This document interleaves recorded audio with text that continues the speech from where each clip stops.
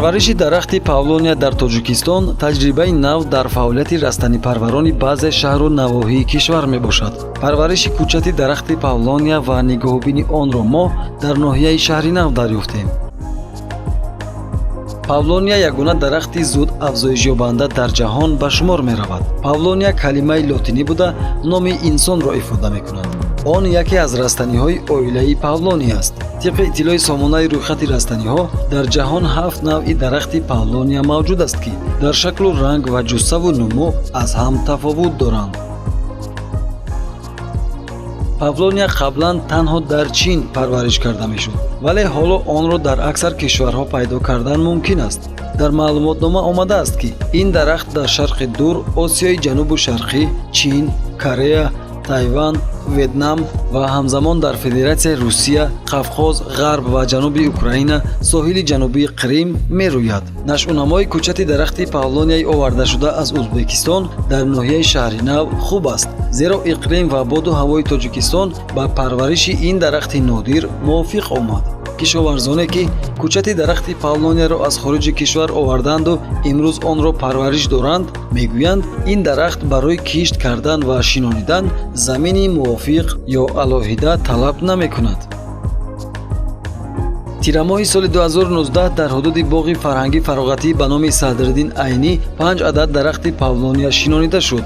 мутахассисон мегӯянд, интиқол, парвариш ва шинонидани дарахти павлония дар Тоҷикистон таҷрибаи нав аст ва бар иловаи боғи фарҳангӣ фароғатӣ ба номи Садриддин Айнӣ аз ин дарахт дар боғи миллӣ ва ноҳияи Данғара низ шинонида шудааст. павлонияро дар Япония кири ё дарахти императорӣ, дар Чин дарахти аждаҳо ва дар Аврупо дарахти одам ном мебурданд.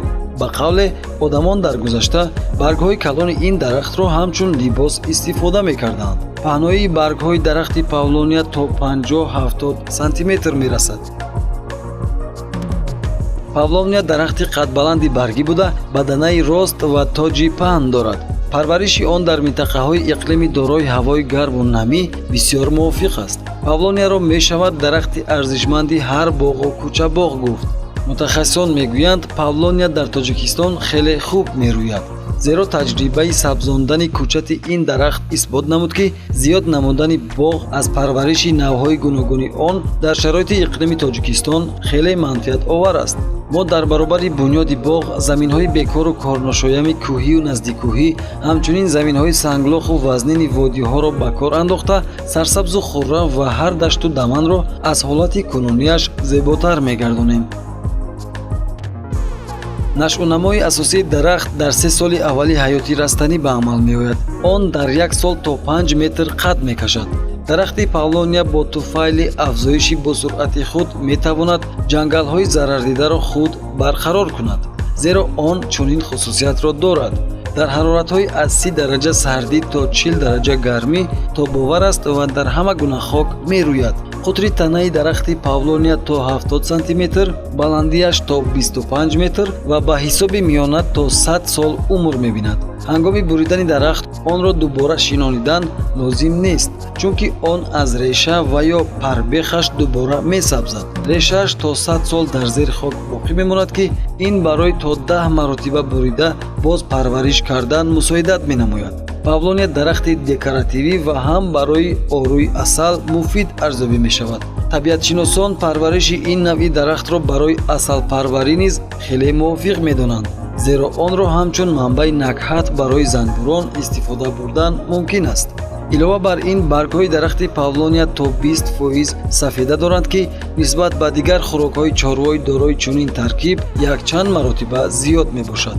дар маълумотнома омадааст ки дар хориҷи кишвар аз баргҳои калони он барои чорво хӯрок омода мекунанд. дар Чин бошад, онро ҳамчун ашёи хом барои истеҳсоли маводҳои табобатӣ ва ороишӣ низ истифода мекунанд. чӯбу тахтаи дарахти павлония сабуку мустаҳкам буда, аз ҳисоби сабукии вазнаш интиқол додани он ба ҳар ҷо осон аст. чӯби онро дар Чину Япония барои сохтани асбобҳои мусиқӣ, мебел, ҳунарҳои хурд, дару тиреза, тахтаҳои буранда, лижаронҳои кӯҳӣ ва сноуборд истифода менамоянд. чӯби дарахти павлония барои истеҳсоли пойгоҳҳои ракеткаи тенниси рӯи миз, қисмҳои алоҳидаи киштӣ ва ҳавопаймоҳо низ истифода карда мешавад. бартарияти дигари парвариши дарахти павлония чӯби аълосифати он мебошад. парвариши павлония усули мувофиқи дар муддати кӯтоҳ ба даст овардани чӯби аълосифат мебошад. павлония барои истеҳсоли чӯбу тахта ҳамчун ашёи хом барои корхонаҳои коркарди чӯб ва ё барои сохтмон метавонад манбаи асосӣ бошад.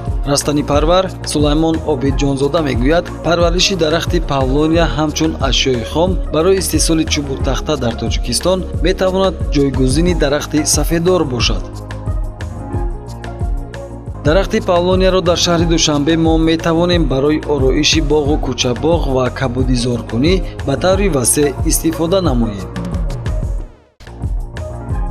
айни замон парвариш ва коркарди дарахти павлония дар аксар кишварҳои аврупо ба таври комплексӣ ба роҳ монда шудааст. ширкатҳои алоҳида худ парвариш карда чӯбу тахтаи онро дар истеҳсолот истифода менамоянд. павлония дар ҷаҳон шомили 10 гунаи зеботарин дарахтони дунё аст.